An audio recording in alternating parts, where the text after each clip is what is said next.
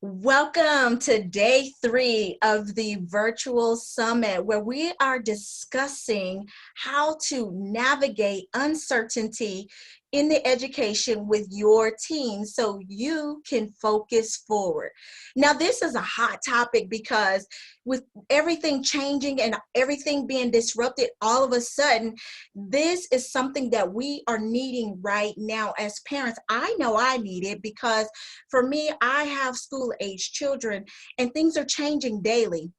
But today I have a wonderful expert, a friend, and a colleague who's been doing this work very well for some years now, and she's in the ends on what's happening from day to day, and she's going to provide us with some really good resources to help us focus forward during this time of uncertainty. So I'd like to welcome Gena Lester on today for this virtual summit. And Gena, can you tell us a little bit about the work that you do? Absolutely. So my name is Dr. Gena Lester, and I am an independent educational consultant. So basically what that means in layman's terms is that I work with families that are going through the college admissions process, or that they're trying to figure out what their students' next steps are. So I typically work with kids that are 8th, 9th grade, all the way through high school. And then I work with families and parents as they're navigating into that empty nest and what's next. Because once your kid goes to college, we spend all this time doing that, and then we all of a sudden think, what's next for us? And so my programs encompass all of those areas, and I'm there to be a support, an encouragement, and I partner with these families and parents to walk through this process. That is awesome, because we need that type of partnership. I like how you said that, the partnership, because it's a lot of things to navigate. So we appreciate the work that you are doing. So just as we are starting this segment for this summit, what's been your experience, Dr. Gena, with COVID, you personally? Yeah, for me, it's been interesting because obviously, I deal with it from a mom of kids. I have adult children, but we're still moms. So we still worry about our own children. Those things, just trying to navigate all of those all the different things that are coming at us. But I do feel like for me, from a business perspective, the good thing was that I have already been meeting with students online. I had already taken my business online a couple of years ago. So there wasn't much change in that part.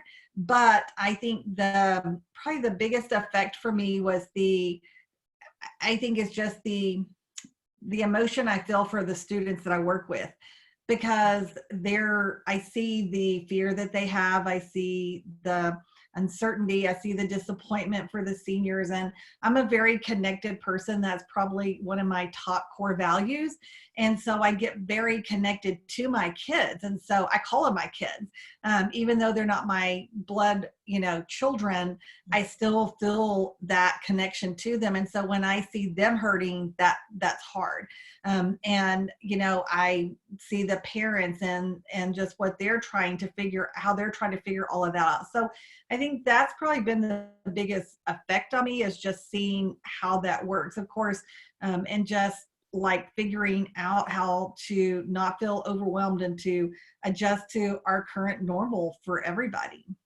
Yeah, that's a lot, adjusting to our new normal. And how long will that new normal be? We don't know. Yeah. But yes, and it's a good thing that you include that piece of connection. That's a top core value for you. And I see you actually doing that in the work that you do daily. So we appreciate that. So what has been your experience now from seeing with the students? So this is and their parents. So this is an external look at the impact on COVID and the parents and the students. Yeah, it's one of those situations where we have parents who are now working at home. So they're already have all of this extra stress on themselves, in that they're trying to navigate a new work at home situation. they may or may not have office space. They, you know, some of them are now working from their kitchen table. And then on the same aspect, their kids are now having to learn from home. So their kids feel, especially juniors, seniors, those kids that are working really hard to keep their grades and get their, well, even freshmen, but they're trying to get those grades moving forward. So if a child has a learning difference or struggles, a parent feels really worried as to, will their child be able to do this online school and still maintain their grades? Or is this going to cause them, you know, are they going to end up fighting with them every night or every day to get that work done?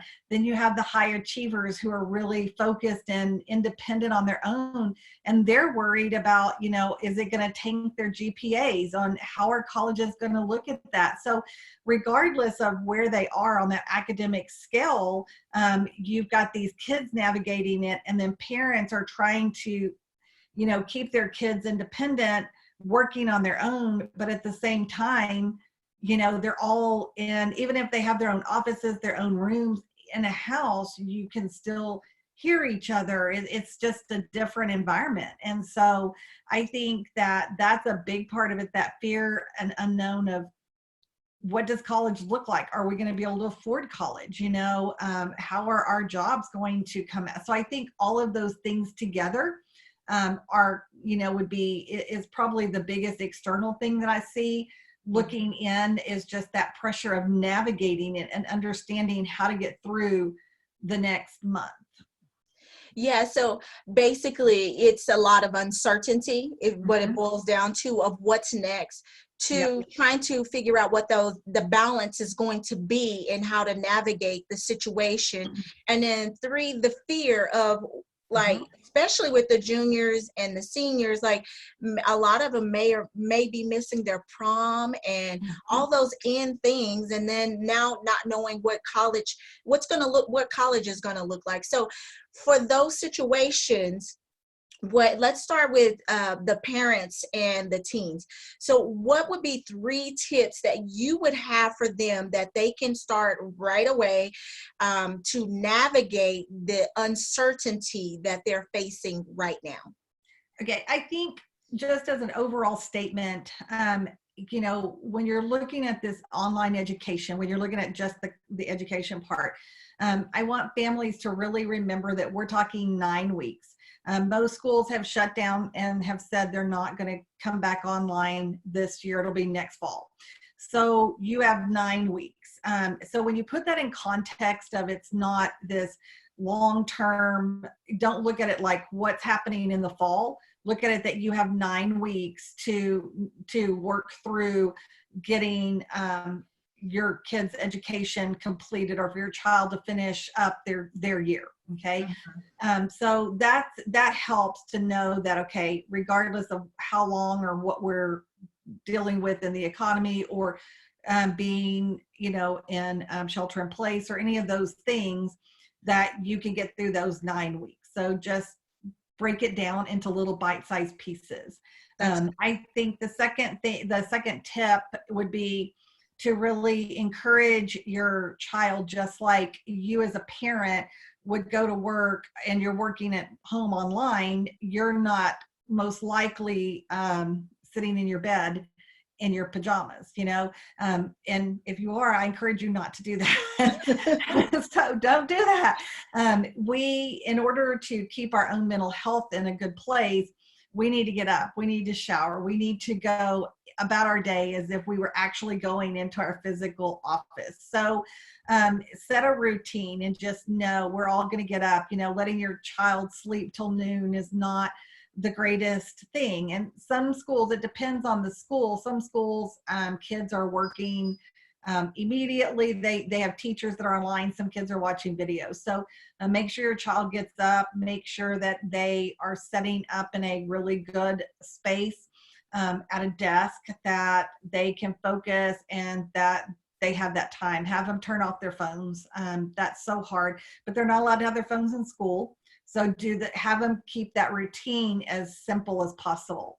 And then on a college end, thinking about thinking forward, this is a great time. If you are a junior specifically, you really need to be creating the college list. You can do that virtually. There are tons of tools virtually. You can do that by going and looking at the school's website. You want to be able to continue to think about how can you show demonstrated interest. Is there something that you've always wanted to do? Maybe you love coding and you want to go out and start create an app for something. Maybe you've always wanted to write a story and you're a writer. Have your child write that story. It doesn't have to get published, and there's great ways to publish books now on Amazon without much effort. So maybe your child wants to do that.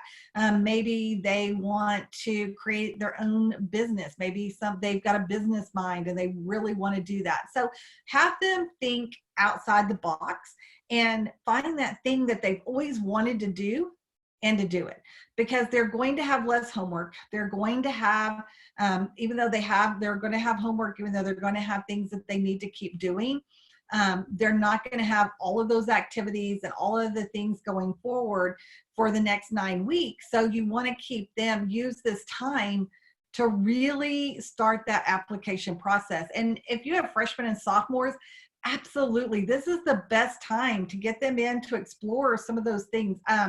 There's a series called The Great Courses. It's amazing. I just saw an ad that they reduced the prices to way less expensive.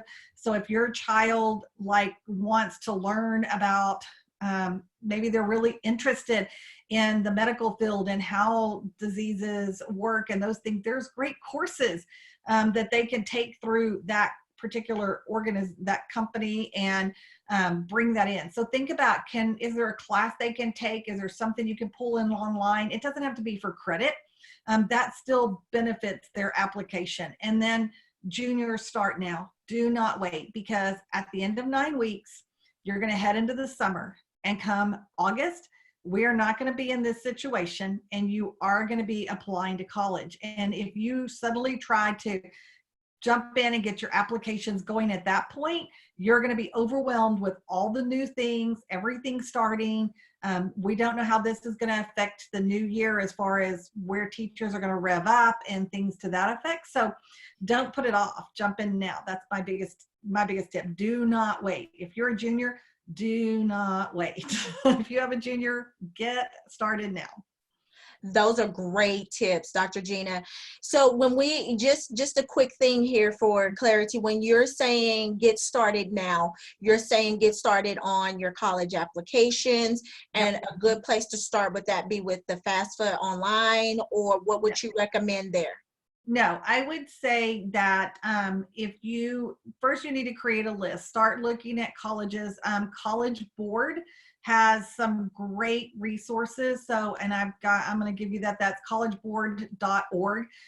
You can go through using them. There's lots of different tools as far as helping you research schools, things to that effect, and start putting that college list together. And then you need to decide if your kid has colleges that are on Common App or Coalition App, things to that effect. They can go ahead and start those applications.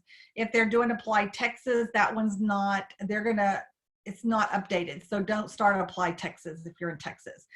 But you can do a Common App, Coalition. Those applications will roll over when they update them. That type of thing. Start working on your essay. The essay questions are already out, so they can go ahead and start looking at their essays. The FAFSA doesn't need to be done until October, so that's not something parents even need to think about right now. But it is like developing your list, creating your resume, sending emails to your junior teachers to ask them if they'll be willing to do letters of recommendation, and putting together those packets for next year. Creating a resume, writing essays. Your child will probably write, depending on, typically a student will apply to 10 plus schools. Out of that, they will write a minimum of probably 5 essays. So they need to start finding, look at those prompts, start writing them. They're always going to write a leadership, why I want to major in this particular major. If they don't know what they're going to major in, they should do some research. They can go to the Outlook handbook that's on the government website that gives job information. They can check that out and just kind of research careers that way. So that's what I'm talking about. The kid actually needs to be doing pieces of the application process. Perfect. Thank you for that clarity. And those are some excellent tips. So parents, take those tips, help your child navigate this time right now, because there are things that you can be doing to be productive, to encourage them to move forward. Even if your child is not a junior or senior, you can take those tips, like she said, break it down, know that you have 9 weeks, create a routine, and then take small actions every day to move forward. Don't overwhelm yourself. So for Dr. Gena, for those parents who are empty nesters, they were empty nesters, their kids have came back from college, they're back home, or the ones who were about to be empty nesters, what would be some tips that you would have for them to navigate these uncertain times right now? Okay, so first of all, if your child was in college and came back, you are definitely in a tailspin of new reality. It's difficult because your child, your young adult, has been living on their own. Depending on, that could be 1 semester or that could be 3 years. So they haven't been told every day, you have to make your bed, you have to load the dishwasher, you can't go out at night. They're used to doing what they want to do when they want to do it and being self-reliant. So you really want to continue to foster that and encourage them in that, help them to really take ownership, just sit down and have a conversation with them and say, you know what? We are navigating a new place. You're a young adult, and therefore your education is in your hands, and that type of thing, and just set the expectations. Now, I think one of the hardest things for empty nesters is when their kids come back home and they have younger children, or even if not, we want our kids in bed when we go to bed. We want to know our kids are at home and safe. But there is a balance in that. And so right now we're not dealing with that because we're all home. But as those things get loosened up, we've got to be able to help our child, kind of navigate that part. So really make sure that they're staying on top of their own, and they finish the semester well. You spent a lot of money. You want them to, if they're a child that struggles on the academic end, or not motivated or not self-motivated, those things, get in there and really help them. I think a second thing would be, I want to speak to parents whose kids are not at home with them, because that's a whole nother avenue. I have kids that I have one child in LA and one in Nashville.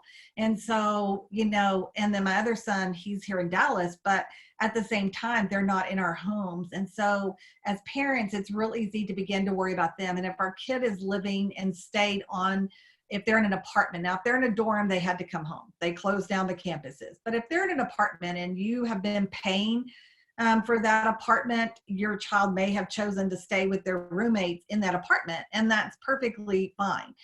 They're, following the guidelines, but it can bring a lot of fear to us as parents because we're unsure. Are they really staying in? Are they doing what they're supposed to be doing? Are they protecting themselves? And so I encourage you to just not really, to get a hold of that fear and not let it control you.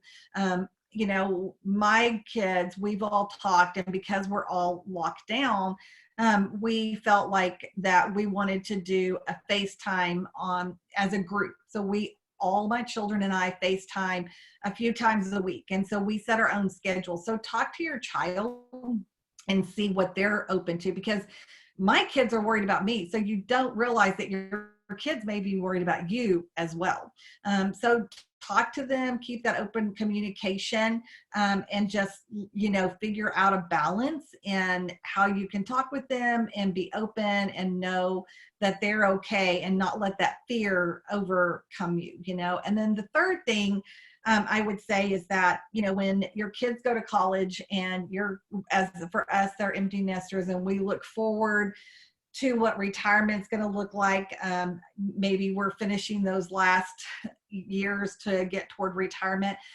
a lot of times in this emptiness space, we're rediscovering ourselves.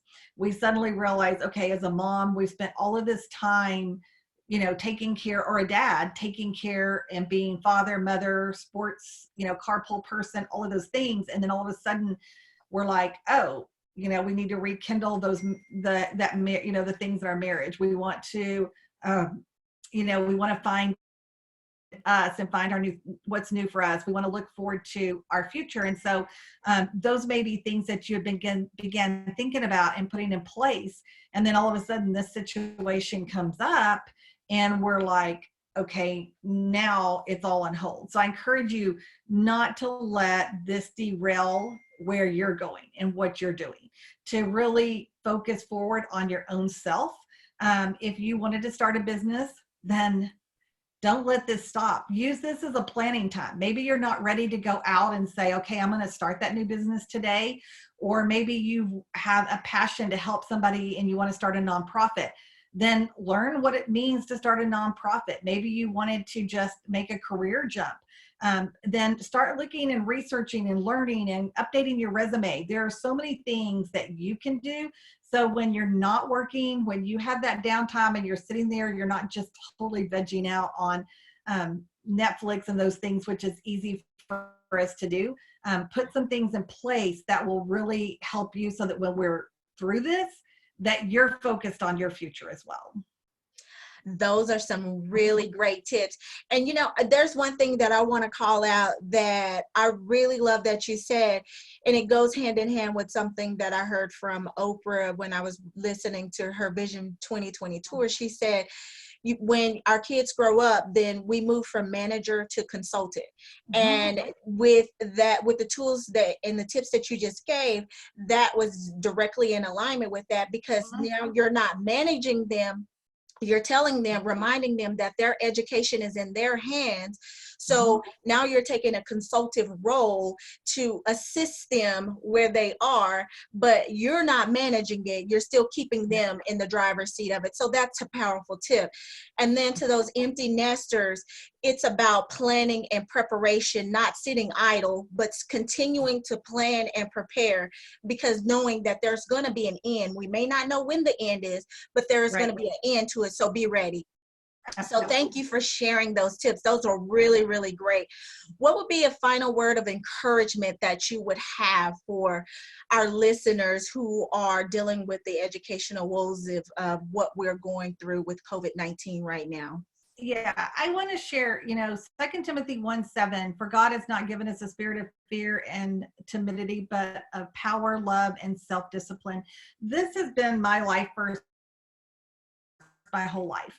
And I think during this time right now that it is so relevant more than any, because we can feel very fearful. We can feel that anxiety of what the future holds. And I would encourage you not to let that overcome you, to really put your trust back into God and hold on to Him, because He is going to allow us to have that love and that give us that power to be able to focus forward and to not feel like this is just the end, because it's not. I mean, right now it's hard because we are shut down as far as we have to stay home, but we have so many positive things. Really look at the fact that this is a chance for your child to really discover themselves. I mean, college is one of the biggest things they look for are for students, their uniqueness, what makes them stand out, what makes them who they are. Encourage your child to spend time doing this. Kids spend so much, sorry, I'm not saying that correctly. One of the things that I wish kids spent more time doing was really focusing and researching and finding those right colleges. And they tend to just really minimize that because they're so busy. They don't have time. And so I encourage families to really, put these activities together, put it up on your big screen and do all kinds of like virtual tours. I mean, every college has a virtual tour on their site. Go do a virtual tour with your family, just like you were on campus, but you're in your living room. So, focus forward. Don't let the fear of this situation cause you to be at a, like, just stop and get bogged down in the mud. You're going to come through this. Your child's going to go to college. You're going to figure out the finances, all of these things. Jobs will come back. It may be a walk of faith for some of us over the next few months, but if we hang on to God, then all of those things will open up. So that's my word of encouragement. Thank you for that. That is a very good word of encouragement.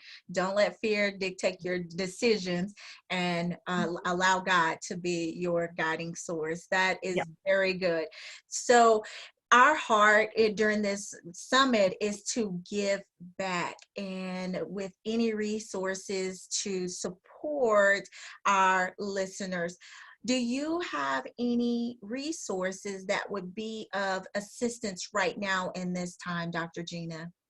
Yeah, absolutely. So first of all, I want to encourage you guys, if I'm on Facebook, Instagram, all of those things, but I have a Facebook page that is for empty nesters, and I have a separate one for education prep centers. And I know all those links will be in here, and I'll kind of share about that in a minute. But I'm basically going live every day. That's a commitment I have made to my community. And so I'm going live every day giving you updates, because there is so much changing in the education world that keeping up with it, I feel like that, the picture of the person trying to drink out of a fire hose coming at you. So I know that as parents, if I feel that you're feeling that. So I'm trying to pull out the important things that you really need to know, helping you focusing forward with your kids. So you can find me on Facebook at Education Prep Centers or Empty Nesters Take Flight. I have both a page and a group. They have the same name. So look for me there. You go to my page, you can join my group from the page. And they're all free. It's a private Facebook pages, but they are free, and everything in there is what I give to you as a community to really encourage you.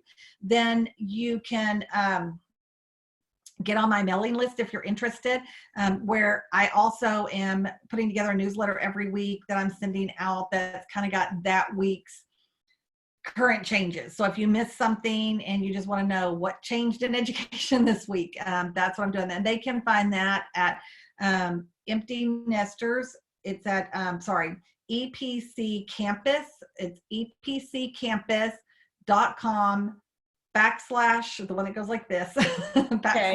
/ join. And so that joins the list, and you're going to get a free mini book that I wrote called 10 Ways to Rock the College Admissions Process. And those are things that they can do right now to help their kids in the college admissions process. I also want to encourage you guys to go to collegeboard.org. There are a lot of great information. There's lots of great information there. There's not one site that just is giving you everything, but they are tied into the test prep, to testing, to AP stuff, to the overall college process. So I encourage you to check them out as well. And they have a lot of resources that will allow you to research, build your college list. So that would probably be my number one resource. It's real easy. I could give you 100, but then you would just be like this. So I would say go to collegeboard.org, and that's where you can do a lot of research. You can keep up with a lot of information that way as well. Perfect. Thank you so much for sharing those resources. And again, as Dr. Gena mentioned, we will pull together a resource for you, and those links will be in that document. So you don't have to try to remember all of this right now. I will provide a link for you to have access to those free resources. So as a last couple things here, Dr. Gena, we are all in quarantine, not by choice. We are there. So what would be 3 fun activities that you would recommend for our listeners? Okay, so I think that for me, I think games. It is, it's easy to watch TV, things to that effect, but this is a time to really connect with your teens. And whether they're a college kid back home or if they're a kid that is in college, we don't always have a lot of years left with our kids, and they're so busy that, getting them to sit down and focus with us is just not something that really always happens. So bring in games, find game time, make those family memories now. So that would be one quick tip, is just to bring in those games. Also, family meals. We get so busy that we don't stop and eat. And so as a family, so many times we're grabbing fast food, we're eating in the car, all of those things. And so get your kids in the kitchen with you and cook, all of those things. So one of the things that I feel like is important is that we're coming back to some of the basics that we've lost. I would also really encourage you to limit the amount of technology that you're getting, because while technology is great and we definitely need it, but our kids are online learning, they're connecting with their friends. There's all kinds of technology that I encourage you to do, but set some time aside that you're not hearing the news, that you're not watching Facebook, and you're not hearing the constant ding of this is how many coronaviruses people had today. This is that, this is the economy. That can become overwhelming. So shut it off for a time and come back to your family. Those are 3 great tips. Now, you have shared a lot of great things today. And for those who need to connect with you further, may have some questions, how can they do that? There are several different ways. If you want to go to my website, it's educationprepcenters.com. You can get a lot of information there. You can feel free to email me at Gena, and it's Gena, at educationprepcenters.com. So if you just need to ask a question and you want to reach out to me, feel free to do so. So that would be where you would reach me email wise. And the best thing to do, honestly, is to connect with me on Facebook, social media, because I am there literally every day, coming live, giving information. You can, DM me or whatever. Feel free to go in. If you have a question you'd like me to talk about, you can go on to my Facebook page or group and leave that question, and I'll be glad to talk about it. So. Awesome. Well, thank you, Dr. Gena, for contributing your time and expertise to this summit. We are all better for it. And you guys, all of you who are listening, please reach out if you have questions, because it is a lot to navigate. I myself can definitely say that, because I have a sophomore that's about to be a junior, and I was able to benefit from this information today. So we are appreciative of it. And then remember, I will be providing the link for the resources that she mentioned in this interview today. And then lastly, be sure to join us in our next interview, where we will be talking about navigating uncertainty through prioritization, which is going to be very helpful as you continue to move and focus forward. We are hosting these every week. They are premiering Monday through Friday at 7 p.m. So make sure that you are there. If this is something that has been beneficial to you, and you know a friend or a family that could benefit, please don't hesitate to share, because our goal here is to spread hope and possibility and provide some resources to help one another as we navigate the challenges with COVID-19. Until next time, be blessed, and we look forward to seeing you tomorrow. Bye-bye for now. Thank you. Bye.